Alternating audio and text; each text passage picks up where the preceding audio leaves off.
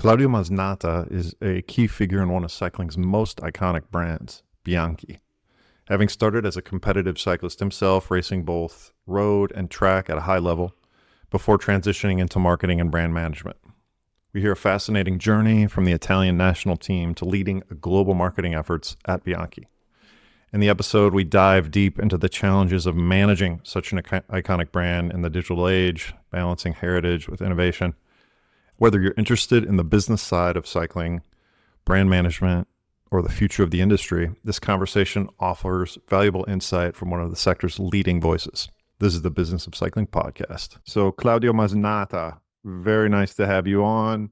Been excited to get under the hood of Bianchi for a while. You know, you guys are one of the big, obviously a big brand in cycling. So I'm excited to talk and hear more about the brand, more about the inner workings of Bianchi, and of course of your journey in the company and professionally. So thank you for coming on today. Thank you, Wyatt. Thank you so much for the invitation. Thanks a lot. So today, we're going to talk, maybe typically what we do is we start off kind of just hearing a little bit about you, who you are, where you're from the Celeste background. I presume you're at your office in Bianchi today? Yes, exactly. In the new headquarters, in the new factory. Great. So I guess, we can start off with just telling me where you're from, what part of Italy you're from, where you studied, kind of how you got your professional kind of start. Yeah. Well, thank you. Well, I think I had a pretty unconventional approach to cycling and to the job I have today. I was born in Genova, the Italian Riviera, the beautiful Liguria, not far from, the places where Fausto Coppi was actually training. But I come from a family where cycling was really nothing. So I have no idea why I came to cycling. I actually was really in love with motorcycling. I love motorbikes. And so when I was 10 years old, more or less, I wanted to race with motorcycles. But of course, my parents said, no, it's too dangerous. So they bought me a bicycle. And sometimes I heard it happen. I eventually, in the store, I remember there was the coach of a local team that said, why don't you join the team? So maybe you can do some races with a bike. I said, okay. It's still competition, which I really love. And it started, but I only was racing, in the summer. So between the end of the school and the beginning of the school in September. And then it came up, I started enjoying it, and I still started winning some races. And when I was junior, I realized, okay, maybe it's not so bad. I lost the Giro della Lunigiana, which is quite a big race, as a junior. The last stage, Cunego was the winner. And then I said, okay, maybe I can dedicate a little bit to cycling. This is road cycling, of course. Road cycling, yes. Road cycling, of course, yeah. The Giro della Lunigiana is like the Tour de France for junior, like the Tour de l'Avenir for under 23. And so you were I really enjoyed. You got to a pretty good level as a junior. You were competitive. Well, I was quite. Winning or trying to place myself in the top 5 on Sunday races was okay, let's say. And I also combined a lot the road cycling with track, but the velodrome. Which was there a velodrome in Genova? There is still one of the oldest velodrome, probably in cement. I think it's almost 500 meters. So it was not ideal for competition, but it took me still to enter the national team in 2002. So from 2002 for 7 years, I was part of the national endurance team for time trial, the open national team for time trial, and especially team pursuit. So I won a few track cycling, a few national championships in the team pursuit and also scratch events. And I was a reserve athlete at the Olympic Games in Athens. Wow. And I did all the World Cups, World Championships, European Championships. I think I was 4th at a university World Championship, when you go to college, right? Yeah. So which was quite interesting. So you did track and road. Track and and road. track and road. The Australian way. Yeah, totally. The Australians are crazy about track. So in terms of track, that's a pretty niche sport, especially It for is. North Americans. But it's a fun event. It's fun to watch. Look. Yeah, and it takes. So you were into it.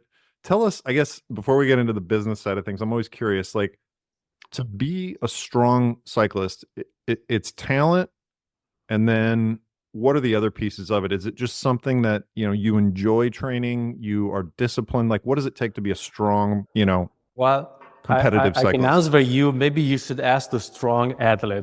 No, I mean, what you've No, seen, no, but because I don't typically get to talk to really high level athletes, and it sounds like you went pretty far. So I guess, I don't know. This is more my own curiosity. I approach pro cycling. I did the pro for 3 years, more or less, but also being 7 years in the national team, it still was like a pro cycling, even if I was under 23. Let's say I approach the pro level in a very humble way. And again, I was not really like those guys with the family behind it, like pushing to get result to become the champion. No, it happened, and I really, really enjoyed it. So I it was really something enjoyed that it. it came easy to you. It came easily. I can tell you, my first victory, it happened when I was, like 17 years old, something, with the bike my father bought me, with a jersey that was a different brand from the bib shorts. Really, really almost naive level. But I started winning in Tuscany, which the competition was quite high. And I really enjoyed the whole process. And especially traveling, when I was 22, 23, I've been already in Australia 4 times. I mean, Wow. I was doing the World Cups all over the world, Russia, South Africa, California. So it was a great opportunity for me. And it was never the final goal. I always studied. So I went to university, business school, etc. I studied Old Greek and Latin, so nothing to do with cycling. But I really enjoy the process. And how to become strong? I think it's talent really helps a lot. I mean, the engine, Sure. that you need to have, but also training and trying to find a way where you enjoy suffering. Don't Right. take me wrong. Yeah, no, I But understand. You have to trick. You almost have to trick yourself. yes, there is a point where you enjoy doing 6 hours on the bike, Yeah. or like I did maybe 15 times a 3 kilometers climb. You have to Right. enjoy it Right. to do it in one day. But I think it's always like a process where you put effort, effort, result. So, and then it works because you do something, you see it works, and then it validates the process. Sure. Yeah, it's You like understand? even for, people that just go and work out, you feel great afterwards and you just kind of repeat that. So, yeah, Exactly. So, and this I think also as a great parallel in business and at work. You do things, you plan something, it works, okay. Then you kind of memorize the process, and then it goes. sure. So where did So you I really enjoyed study? it. I actually, okay, I did a high school. It's called Liceo Classico, Hmm. For people that don't five know, years. yeah, Italians Yeah. have different types of high schools. Classico is more of like a maybe literature based. There's Latin, um, Humanistic, probably, yes. humanities, and then Humanistic, there's, yeah. yep, then there's like more of a STEM, like science, technology, engineering, and what's the M? Math. And those are like scientifico. That's another way. And then there's, I guess, the other The ones, technical.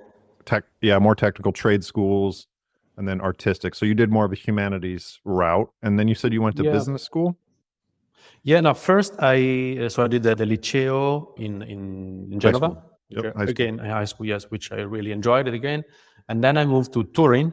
It was one of the few cities, together with Rome and Bologna, I think, with communication science and marketing. So it was like So limited access, and so I was lucky enough to enter the university. So I had my master degree in communication science from the University of Turin, and still I was a pro cycling while I was racing studying. and studying. Yeah. which is it's doable. It's doable. You don't have to be a superhero, just fully committed. And then afterwards, I wanted to do more. I was always interested in marketing and business, and so I applied for a scholarship at the Bocconi University, which is one of the renowned, business school Yeah, in the world. Yeah. it's a top business school in Europe. So I won the scholarship for the executive master in sports business administration, and which was really, really interesting, especially for networking, for Sure. having a more pragmatic approach to business. University was more like reading books, and the business school in Bocconi in Milan was really like learning from real people doing real stuff. Case studies. Yes. I've heard this as well. My daughter actually goes to high school now in the US after 3 years of liceo scientifico, 3 years of the STEM high school. And she's kind of amazed at how, it's really more hands-on rather than just read this, memorize this, read this, memorize this. So she's enjoying it. But I will say that the American high schools are much easier than the Italian ones. That's what she's telling me anyway. I don't know. The high school, of course, Old Greek and Latin are pretty tough. Yeah. Pretty tough. You need to learn a new alphabet, to memorize a lot of stuff. They say it's a good gymnasium for. Yeah, it's a good way thinking. to absolutely. No, I will put at least from my experience, the Italian high school against anywhere else, even though it's more of a memorize, but it's rigorous. So it sounds like yes. So going from the Italian traditional, I guess, communication university to Bocconi, which is more international. You said you saw more of a more applied in the field, hands-on approach, which you enjoyed that. Definitely, because you have professors, of course, but also you have, I don't know, you had a team principal of Ferrari explaining how they solve problems in Formula One. You have CEOs from the most important multinational companies in the world. You have consultants that, I don't know, they support the Emirates on how to build a stadium. That was really, really interesting. And I enjoyed it so much that then from time to time, a couple of times a year, I also do guest lectures in Bocconi. Today in your role at Bianchi, Yeah. you go back and do exactly. you do guest So lectures? I do like in Bocconi for the FIFA Masters or the Italian Excellence Master together with an Indian institute, and sometimes also in SEAD in Paris. That's great. Which Yeah, is another. I think being part of education, as I'm kind of going down my path, my professional path, being part of education is incredibly interesting. And I think the universities need some of that feedback of what's happening in the market, because the market changes, and these universities, they need to adapt and help the students kind of understand what's happening. So I think it's a win-win. So yeah, that's great. And Bocconi, I want to underscore, Bocconi is important, at least for Italy. And it sounds like you came from more of a working class family. You didn't quite have the means to go to Bocconi, but you were able to kind of make it work through a scholarship. Well, I don't know. I just want I like to conquer stuff, right? So it's, yeah, probably I could have done it, but it was more like trying and make it work my own, Sure. rather than You wanted to do it on the your own support of the family. rather than Yes, exactly. ask for help. Totally. Yes. Totally. Exactly. Yeah, because It was I mean, more Bocconi, like it's a great preparation, and it sounds like that you were able to kind of make the most of that. No, I think so. And again, still the networking I had 10 years ago is still alive. So I still have complex connections with my professors, with students, and of course, most of the students also, they took over, some great positions in great companies. So you interact and you learn, you stay updated also, which is very, very important. And so, yeah, I enjoyed it. I always like to combine the studies and readings, meeting interesting people, and the sports. And so once you Uh, got out of university, what was kind of your first professional experience? yeah, well, I think it was like 2007, 8, 9, more or less those time. And probably you remember the Barlow World team, Team Uh-huh. Barlow World. Yep. Was a UK pro cycling team with some pretty interesting athletes. The names like Chris Froome, Geraint Thomas, Steve Cummings, Daryl Impey, just to mention a few. And so the team was sponsored by Barlower, which is a huge multinational company based in South Africa. But the team was So based they were the team was based in UK. UK, Okay. UK, backed by this huge multinational company from South Africa, Right. Barlow.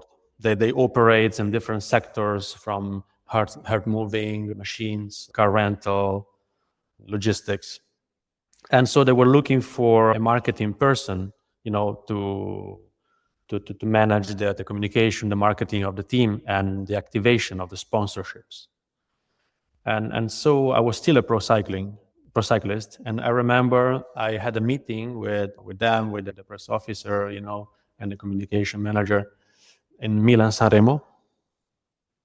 So it was the time Cancellara won, and we talk about this, and so okay, I said, well, let's see, maybe I can change my career because I was not happy. I was still a pro cycling, but I said this is not going to be my future. Also, I had quite serious problem with my back, and I couldn't be really 100%. Always had problems throughout my career. And so I said, okay, let's have a chance. So basically, it was Samir Sanremo in March. In July, I was already at the Tour de France working for Team Barlow. World And Tour. I told my World Tour team. Yes, yes. And so I Did they told not my have my coach. did they not have anybody at the time? I mean, who were you reporting to? No, they were structuring. There Okay. was a press office. New team. There was the chief marketing officer who was Mhm. very much involved because the team was almost 80%, I think, supported by Bandover. So, but they wanted to grow, and they wanted to activate the sponsorships in a proper way. So So, but I just to give people an yeah. idea, these teams typically they come in, the sponsors come in, and there's no rules in terms of like how they're structured. Some of them have their own staff, some of them are supported by the sponsors. It sounds like you said that Barlow World, as the sponsor, wanted to be involved with how the team was activated. So part of them were using their own resources, part of it were using, you as an ex-cyclist at that. I guess you had become an ex-cyclist. They wanted to have you help them to activate. So you came in as a PR and kind of like an PR and marketing services. Okay. So you were just kind of a marketing person, activating PR, Yes. activating media, and on the Yes. ground with a strong kind of, industry experience in a sense that you were coming from that world. I've seen cycling teams because they come and go. They're very transitory, right? One day they're there, one day they're not. As a compared to working for like a company, what's that like? What's the difference there? Well, as you said, teams comes in, teams come out, so it's completely different. And then when you work with the team, also the logistics, again, depending on the project. But what I was doing also was involved in communication and marketing services and PR and media relations as well. So you have to travel, you have to follow the most important races. Sure. And again, 10 years ago or more, social media 15. were not. Yeah. 15. There was no social 15, media. Yeah, they were not as relevant as they are. They were just starting, but mostly was PR and the website. Sure. And also the pro cycling, they didn't have like social media, right? So I was working like on field, like really at the finish, and then the press room, and then doing the interviews and etc. Today, the teams, they have a huge department taking care of marketing communication. Yeah. With Bianchi, I work with Jumbo Visma for 7 years, and it's probably one of the most advanced in terms of marketing activations and etc. So they have really a lot of people taking care of marketing, communication, events. It evolved a lot, the professionalism in that direction. Yeah, And and I guess I would like to get deeper into this. If I know I didn't specifically lead with this question, I know we had exchanged some questions, but I guess I'd like to know, maybe we can just jump into this. Like, you've seen as a marketing professional from 2009 to today, you've seen the evolution of how teams and brands communicate, and it's been completely flipped on its head. And you've seen those budgets and you've seen everything about that change. I guess I'm trying to think of a good question here because I have a lot of questions. You went from in 2009 or 10 or 11, where it was like you would have a couple of big campaigns every year where, you would kind of focus on those big campaigns. Those campaigns would go out to media. You would maybe have some TV activations. You would have some press activations, like buying space in magazines. Obviously you had bloggers and you had, banner ads, to today where there are like 10 different channels. You've got LinkedIn, Facebook, Instagram, TikTok. TikTok. Email newsletter was big, obviously 15 years ago. YouTube, and then, your website's changing constantly. I'd love to I know we're like only a half hour into this, but I would love to know your take on how you've had to manage that and just how that's been, kind of that whole transition, and kind of your take on all that. Because for me, I'm just very curious about it, and I think people are too. But you guys have a lot of resources. Some brands don't. Well, yes, definitely. I think it's pretty complex as a system, and my take is that as the more it becomes complicated and complex, the more you have to focus on simplifying the system. The management of it, like Otherwise, the workflow of it, or what? Like everything, okay. channels, the workflow, and the strategy. Maybe because otherwise, right. Otherwise, it can kind of just, it can destroy you in a sense that there's just too much happening and you're not able to manage it. Exactly. Otherwise, it becomes more like a distraction. You just run behind everything, right? But you're not consistent. So I think that the most important thing is to put down a pretty clear strategy, and also combine this with the learning by doing process and constantly testing. Right. So like you need to have like a pretty clear short to medium term strategy, because you cannot have a long term. What is working today, maybe next year is no longer working, right? So you need to have like a good understanding of what you want to do, and you have to write it down. Really, it has to be like really written and shared with the stakeholders, with the agencies, with the CEO people working with you. Well, definitely, of course. Yeah. I mean, with the CEO, when the ownership is the client, then into practical. So I'm already talking about the process.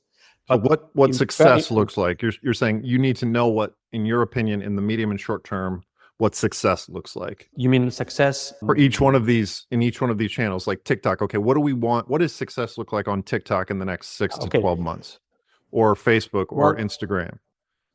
I think this is like you have like a global goal. So we want to be more visible. Visible, or we want to reach out to a different target audience that we didn't have before. We want to reach out to people in certain countries. Different goals you can have, and then you have to adapt the message according to the channels. What you do on LinkedIn, you cannot do it on TikTok, right? Right. But at the same time, we are experiencing that LinkedIn, for example, is also evolving its own. Before, it was just purely professional stuff. Today is also becoming a little bit more emotional and intimate. So you have CEOs, you have top managers and brands that they don't just put press releases and product specification. They also try to engage with the audience, right? Sure. And like in our case, for example, TikTok, we use it to make experiments, to test.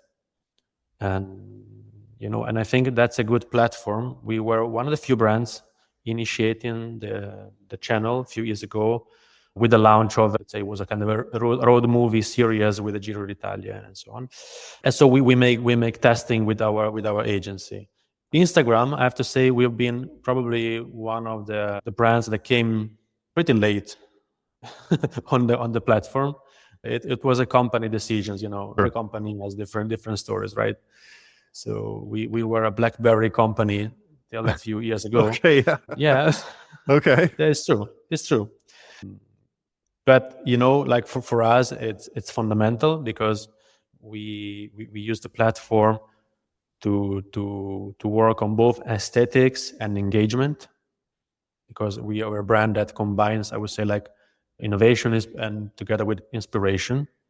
So we need to inspire through engaging images also our customers, and we are quite fast growing. And I can tell you, it's pretty much organic. So I'll give you news. We are really, especially in recent times, really the investments in social media is really reduced. We work on strategy and content creations, so it's pretty much organic and it's pretty successful. Well, LinkedIn also, we yeah. were invest a lot in that. So you're saying that as opposed to paying for additional visibility on these channels, on we'll say social channels, that you guys are following a more organic approach where you're creating interesting content and then just kind of letting that build based on the validity of the content. Because if and that was a choice, because in my experience, and I think what is a generally accepted principle is that part of your budget does need to be uh, based on engaging new people through paid channels. But it sounds like you guys are not taking that route. Well, it's not that difficult if you want to reach really high numbers, right? If you invest constantly significant money, you can really increase the numbers. But this doesn't mean maybe that automatically the engagement and the real followers that you want are there, right? Right, the right people. So So you feel like exactly. through an organic approach, you're reaching people that are maybe showing themselves as being interested rather than having to kind of ram it down their throat. Definitely. Okay. And especially today, you cannot just look at the number of followers. This is like a No, no, parameter absolutely. that pretty like a narcissist parameter, and it's not enough. You have to look at engagement. And I can tell you, we are lucky because we are a love brand, so we go beyond the product that we produce and sell. So there's a lot of emotional attachment to our brand because of the heritage, because of the competitions, the aesthetics of the bike, the design, the people that somehow are part of our world. So that there's a lot of assets that I always repeat also to our people. Don't take it for granted. I mean, it's an incredible value that we have, Sure. and many brands that they have to work years to have this. So we Sure. just have to be conscious of this. But again, always make testing, always trying something new. I'm really addicted to innovation and try to find different stuff.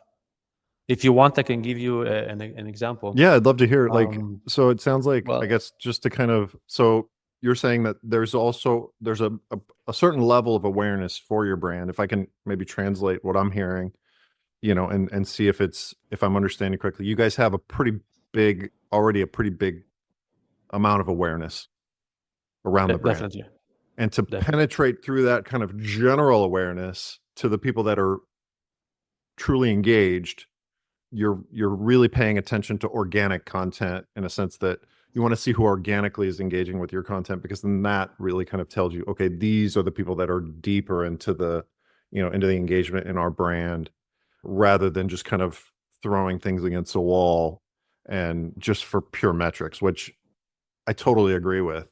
But I think that you guys are unique in a sense that you do have a very high baseline level of awareness rather than maybe a newer brand or a more niche brand, right? I think That's that's correct. definitely That's correct. a big difference.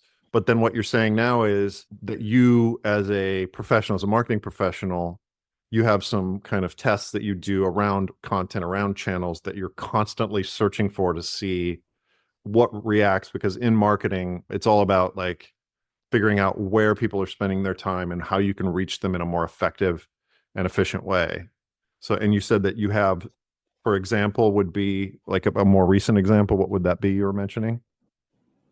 Well, I think last year Apple they released the Apple Vision Pro, right? Which is I think is still not available in Italy, I think.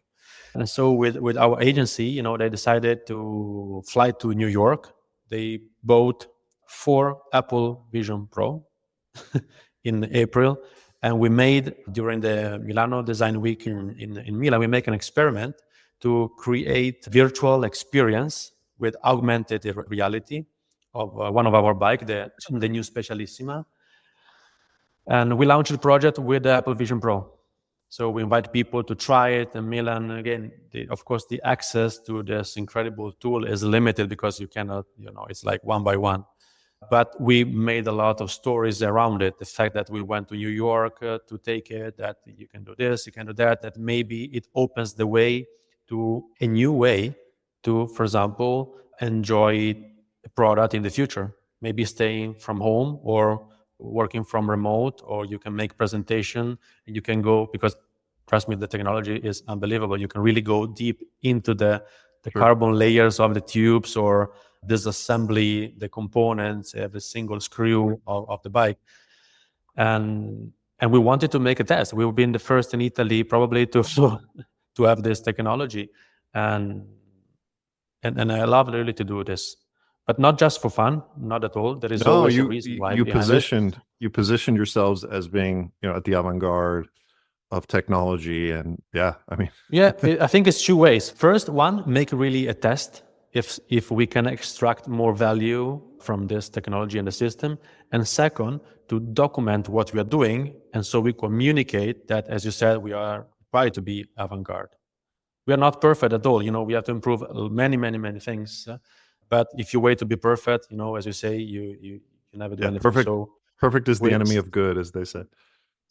So we make tests, and I think again, social media and especially digital marketing is the perfect ground to make experiments. Always bearing in mind to protect the brand, which is incredible asset.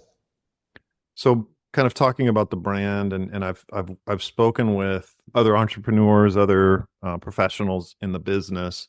You guys, especially with Italian brands, you have sort of this weight of the heritage of the brand of, there's actually physically bikes in the market everywhere that are there being used, that kind of put light on the history of Bianchi. But Bianchi's, an innovative brand, and cycling in general is driven a lot of times by innovation and by technology. So can you just talk a little bit about that balancing act that you're doing between, the rich and probably one of the most iconic Italian, at least in the top 5 of, the icons of cycling from Italy? How do you balance that, and how do you, as a communications professional and working with the company, how do you guys view that, the history with, today and with looking forward? Tough Well, question. it's tough question. No, but I'm sorry, man. that's I got to ask it.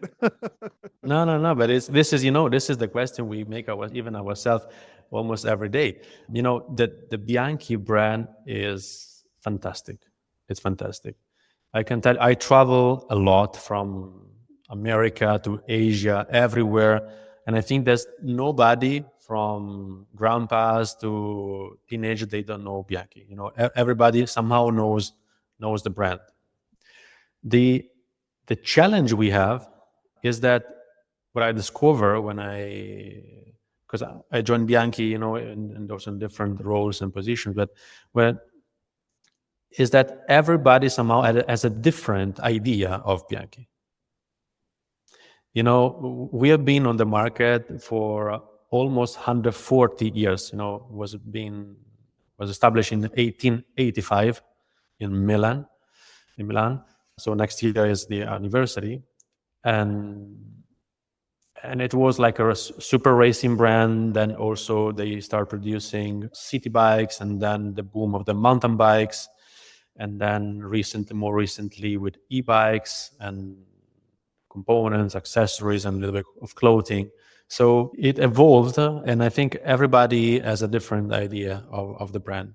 I saw in some countries, oh, you are the most historical brand, so I love your eagle, you represent the history. In other areas, especially in Europe, okay, we are the modern brand focusing on racing and competition. In other brands, it's like more like a commodity from moving from A to B in the cities. So the challenge we have today is the consistency. Bianchi, is present in more than 70 countries in all continents. So what we are doing today is also cultural change, because we need to speak the same language. We cannot be a city bike in one country, a mountain bike in another country, and a super aero racing bike in another country. Okay, generally we are perceived as a high-end road racing bike, definitely, but we need to focus more on consistency. And the two main pillars where the Bianchi brand is based on are innovation and inspiration. I think that the really unique thing about Bianchi is not just the color, which is, yes, unique, but it's the perfect combination and balance that you need to have between innovation, aerodynamics, technology, new materials, pure performance, but also lifestyle, design, heritage. And the risk is that one prevail the other. So you always have to combine it into something magic. And I think this is the challenge we have. If you look at the history, we have a fantastic history. The color, the Queen Margherita, the eagle, the Coppi, Gimondi. It's amazing, but this is not enough today to be successful in the market, right? To remain relevant. So to remain to remain relevant, and honestly, we talk about business to sell bikes. To right? sell bikes, to get people excited about the bikes. So we have to find a way to make the history and that asset like something valuable that validates what we do today and that is cool. So we try to present it in a cool way. At the same time, we cannot just focus only on pure performance. Everybody's saying we have the fastest bike in the world, and there are amazing bikes in the market, obviously, but what really makes Bianchi unique is that we are definitely a lifestyle brand. And when I say lifestyle, I don't mean something fashion. I mean something that is really part of your life. More and more, the bicycle can be part of our life to entertain people because of competition. So, and of course, we want to do more with the races. Bianchi should be winning Tour de France soon, no? Right? So we hope that we can go back again to that level. And the whole world wants Bianchi to be successful. So entertaining, fitness, but we are also design. We have people that buy our bikes just because they think we're super beautiful, or they buy the limited edition models for almost 20,000 euros just to put it to the wall and show it to their friends. Also, we are working to rationalize our range, and this is also our marketing contribution. It's not only communication, but it's also working on, the organization of the products or the product range. So focusing on the perfect models for commuting, for example, in the cities. How we can support people to move and live better in their lives. So the space that Bianchi occupies in the mind that you're trying to provide as a marketing manager, and that is what you're constantly thinking about all day long, is what do we want? What space in people's mind do we want to occupy? And you said that in part, there's a part where it's like you're building trust through the history, you're building trust through innovation, and you're building a certain perception through the design and through the style that the brand brings. But I can't this has got to be the most difficult part of your job, is what do we communicate on a daily basis, because there's so much to take from, and there has to be this that's your job, is to find this balance to where, with your, the stakeholders and the owners and the shareholders, how can we continue to feed this machine that has consistently delivered a certain type of a promise to the cycling world. Well, we work on a pretty complex editorial plans in order to cover some specific areas. So we always have to include the racing side. So in this case, team care, competitions, road, events. road racing. So road racing is something, it's there. It's there. It's there. We're going to It do must that. be there. It has to be there. Yes. Okay. Yeah, it has to be there because it's part of our DNA. Yep. So we have to protect this because we are there. I mean, we are recognized as a serious road racing brand. So we have to feed, this part with constant contents, images, innovation, again, performance, technology, and so on. And then, as we also focus on the e-mobility, we also communicate the e-bikes, which mostly is e-mountain bikes and also e-city, e-touring bike. Just a short parenthesis, we are the only brand in the cycling industry. We have created and registered a brand specifically for e-mobility. It's Bianchi Life or Bianchi Life E. And that was the idea to, again, create a brand as an umbrella that is not limited to a frame with a motor unit.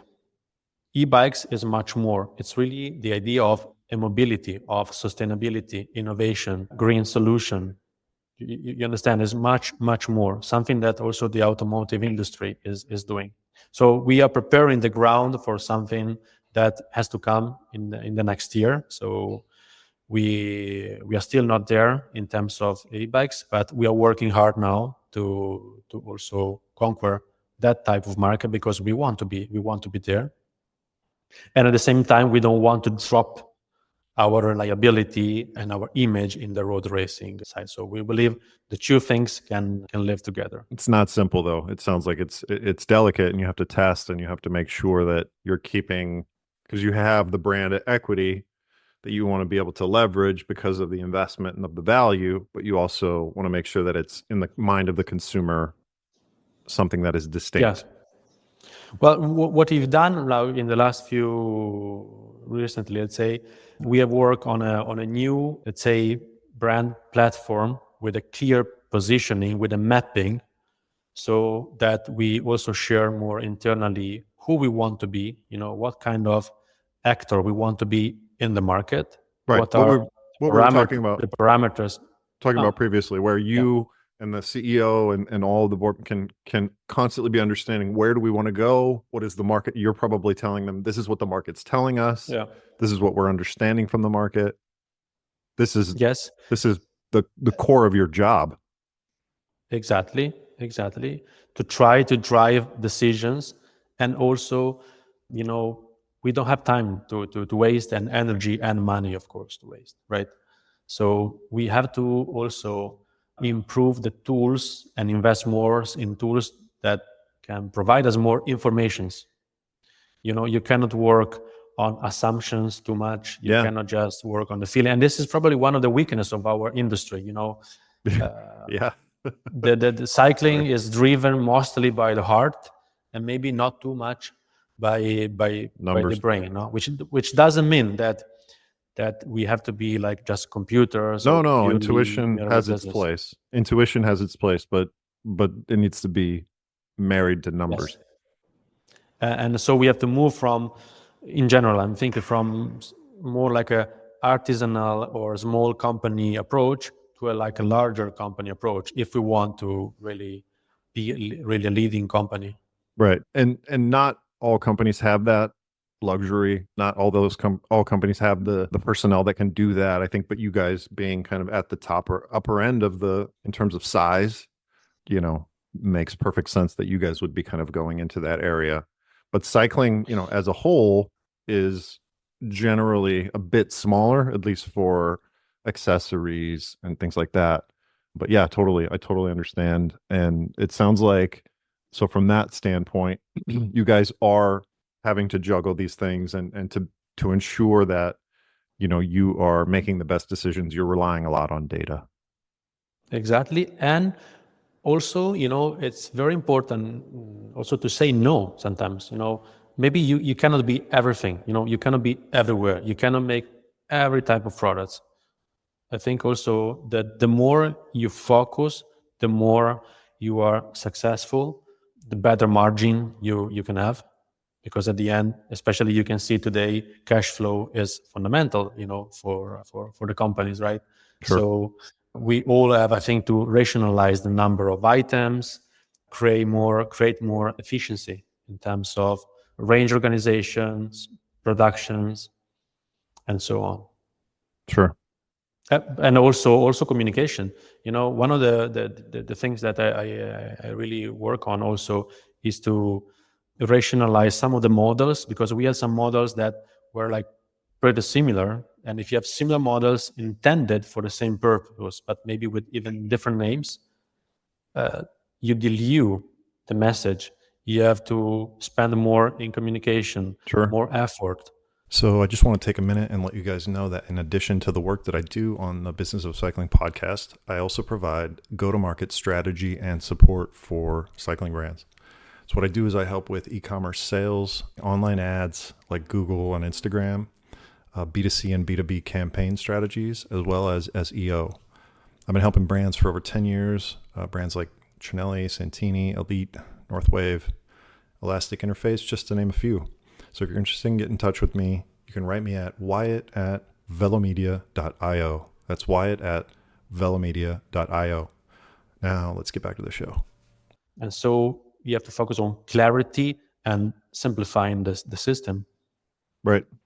And so in terms of what you consider kind of a successful campaign, in terms of maybe you can walk us through kind of a campaign that you're working on, just to give people an idea, and we don't have to be specific about it, but when you're working on a campaign, how are you rationalizing it maybe for a launch and then getting it out there and then measuring it? Maybe you can just kind of tell us some ideas that come to mind in terms of that, because that is so important in the marketing, in the realm of marketing, where you're getting something out there, and it's a lot of times it's very difficult to understand how successful it is because you don't have that immediate feedback.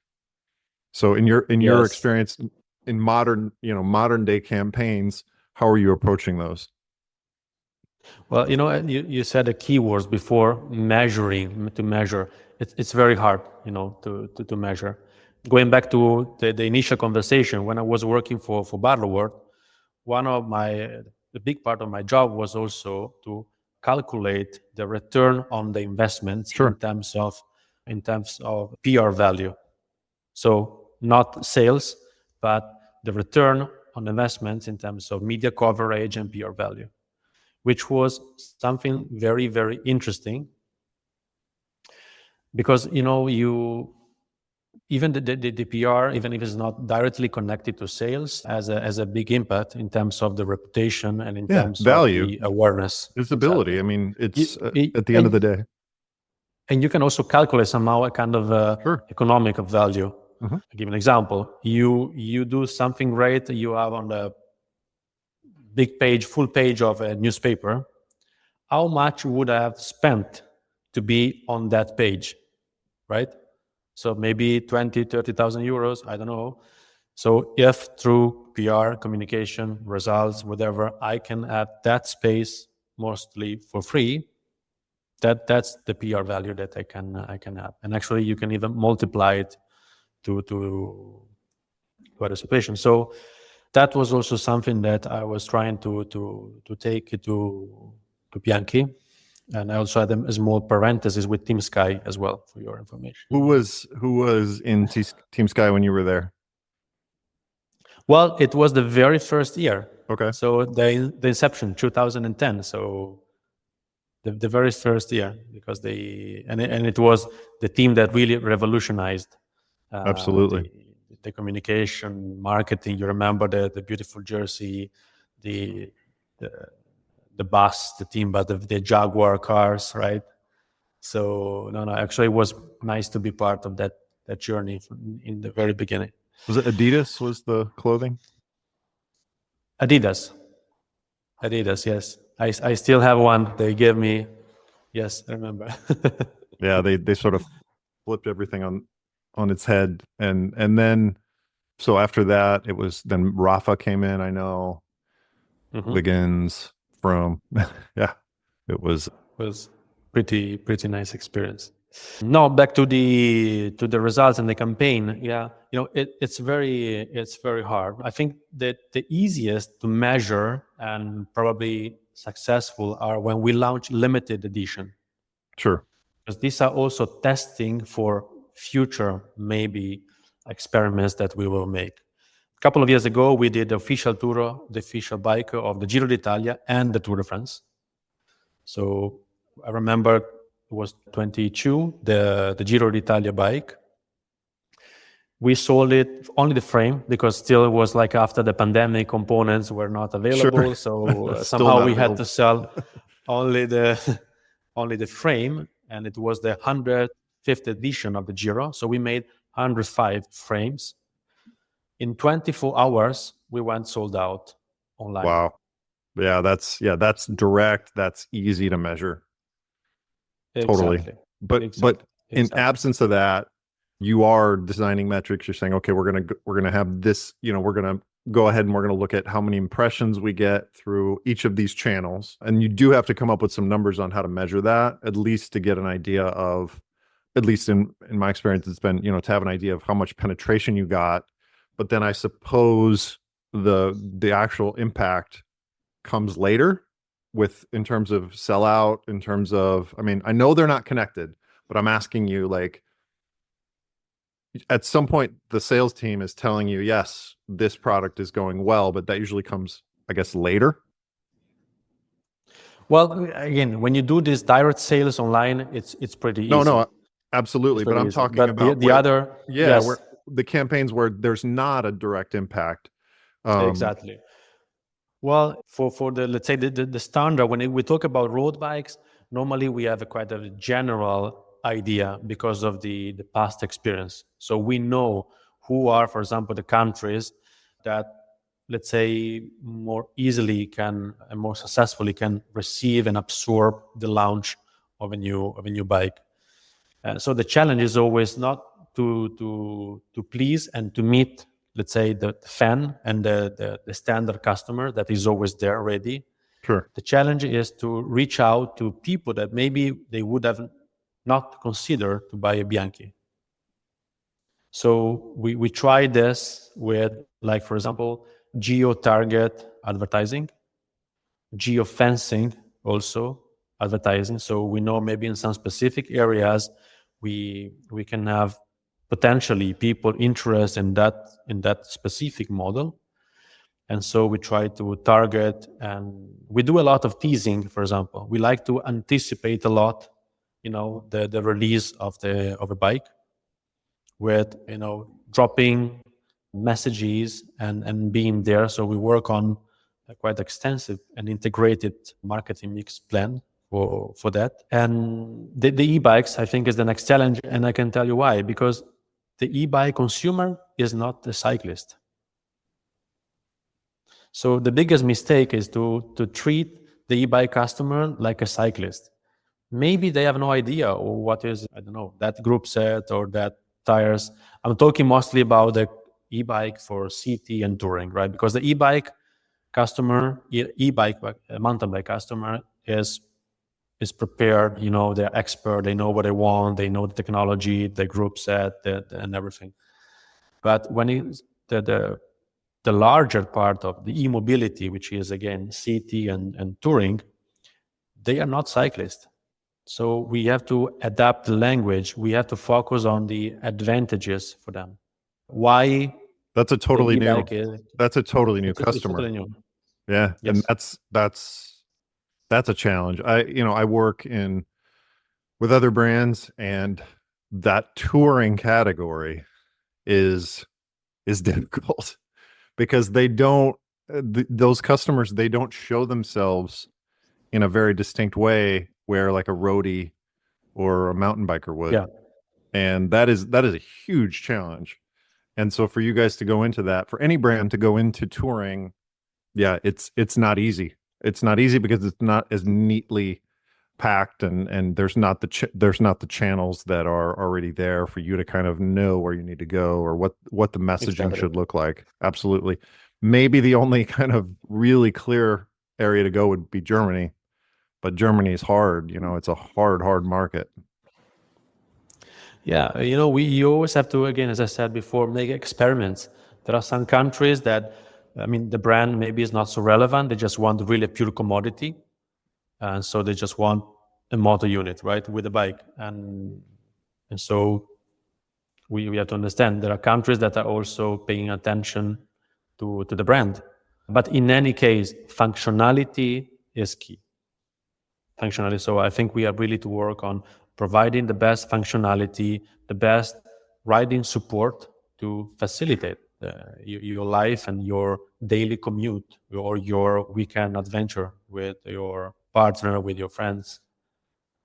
And switching a little bit the language and from the typical roadie, Sure. cycling to something completely different, because maybe they are just people doing hiking, people using normally a scooter or public transportation. So you have to be appealing, and what is appealing to a customer who's buying our Ultra RC is not maybe appealing for somebody looking for a nice city bike. And that goes back again, like you said, you put something out there, you test. You need to have those signals that say this is working, this is not working. So that's where Yes. the testing comes in Okay. continuously. And obviously, it's fair to say that you have to work very closely with the sales team, with the product team. So it's never like a one element. It's always combining. The experience, the data, the informations from all people or departments, and then decline into decisions.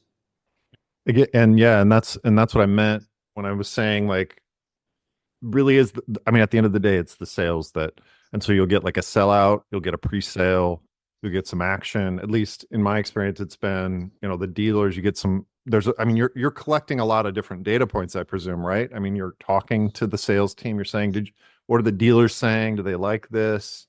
Are they seeing this? I mean, it's not math. And a part of it can be No. measured, but another part of it is more science or art, Yes, I and guess. we need to do much more. So what the goal is also to invest much more in data collection, being like data driven, and try to really get information in order to meet the expectations of the customers. Sure. And has that been the Um, biggest change for you? I guess going back to the question about like what has evolved the most in the job that you did in when you started in Bianchi, or I guess with Sky, and then till now, would that be one of the biggest changes that you've seen? well, the biggest change was before it was more like executing, and now it's more like leading and contributing to decisions. Sure, as a leader, obviously, but I guess I'm asking more about the Yeah. way that the execution happens from your team and the way that the job is executed. I know we talked about there's more and more channels out there. You mean from the tools? Yeah. Well, definitely. Social media and digital. Social media digital, was almost like, I can say nothing It was a 15 years toy. ago, It but was a it toy. evolved. Yeah, Yeah. exactly. It was a toy. But as digital marketing is evolving, you have always to combine it with something that is very much authentic. Yeah, So absolutely. as we grow with TikTok, as we do things on Instagram, Reels. whatever, Mhm. then you need to provide authentic experience for the customer. People can That's why, for example, people can smell it when you're selling something to them. yeah, and when you invest money into a product, you want to learn more. It's not enough to say this is fantastic, this is great. This is like, if you look at the funnel, is like the first part, like to create the attention, to engage. Awareness. But then you need to find a way to, for example, we invest a lot with testing or events where people, they can come and they do test the bike. That's the best marketing actually for the product. But you need a story behind it. So you have again to combine the two experience. The digital is like kind of seeding process, to create attention. But then you have to validate the decision maybe with the test of the bike, and also with the spread of mouth. So we need, I don't want to say ambassador, but people, really user, that are really enthusiastic with the product, that spreads the word, does good stuff about the product that they have. This is also fantastic for this. Sure, yeah. Just to give you another example, recently we are investing a lot in cooperation with hotels. For example, we just started a cooperation with the Belmont Hotels channel from LVMH. They have amazing locations. We just started in Mallorca and La Residencia. We created a bike hub in the hotel in order to make hotels bike friendly.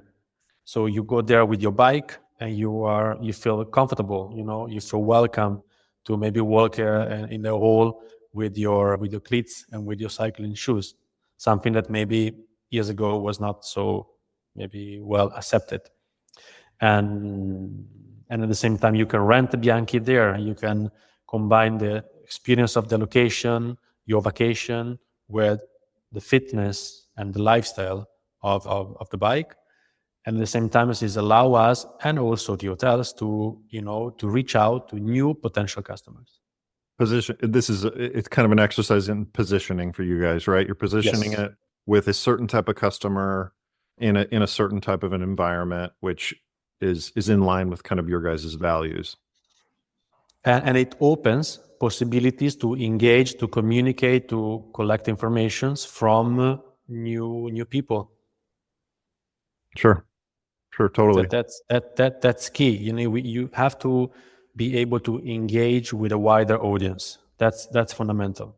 Again, one of the weaknesses of cycling, I think, is that it's too small, the war. We talk too much to each other only. Yeah, you're right. You're totally right. We have to open to other sectors, to other people. Cycling is not a world apart. It's something integrated in the world. And customers are not just cycling customers only. They travel, they buy cars or they rent cars, they go to banks, they do things. So we have to also try to follow the behaviors of the people. If everybody's now renting cars, I don't know, maybe we have to also look at that, because if you do something in your daily life in a certain way, probably you apply the same system also when you approach a bicycle. I think that's a trap that a lot of cycling professionals fall into, is they just kind of get into this echo chamber where they're just kind of talking to each other. And it's a real risk as a brand. So you, in terms of what are some of the biggest challenges you're facing today as a global marketing manager with Bianchi? Well, you also have to kind of localize, the situation into the company, into the historical moment, right? So we are now living in a moment where the cycling industry is still affected by issues, financial issues. Macro. Everybody has problem with the stock. Macro, I mean, go to the industry. That's the situation, right? We made too much stuff in 21 and 22. Everybody made too much stuff, right? So more or less, we are all there.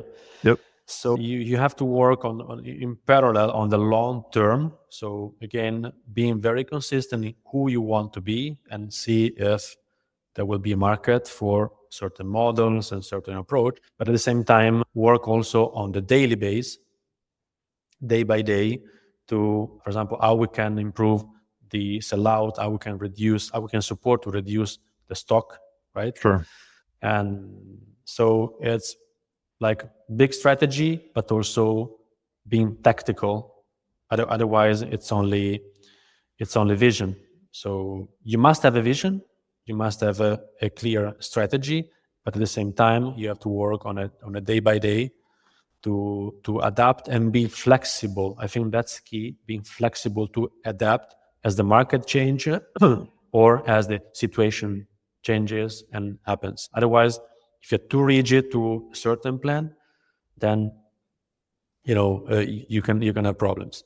And in this situation, again, flexibility and simplifying and rationalize, I should say, the ranges and working on efficiency.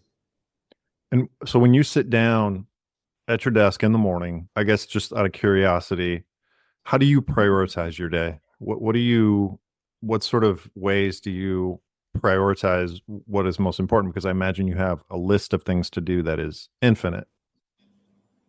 Well, it always depends on the moment, and normally is not. I'm not like deciding in the morning, but Oh, sure, of course, I plan but it the day before. No, yes, not like my